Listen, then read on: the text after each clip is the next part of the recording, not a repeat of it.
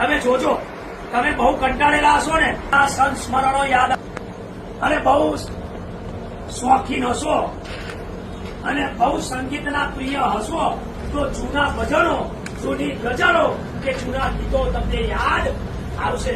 બાકી તમે તમારા સ્વાર્થની અંદર રહેશો તો તમને ભગવાન કોણ છે એની જાતિ થશે નહીં. બાકી એટલી જ ખબર, ભગવાનને ખબર જ છે ધન કૂતરું જીવે છે, પણ એ દેહમાં તમે પારખવા જશો તો બધાના દુર્ગુણો છે અને ગુણ પણ છે.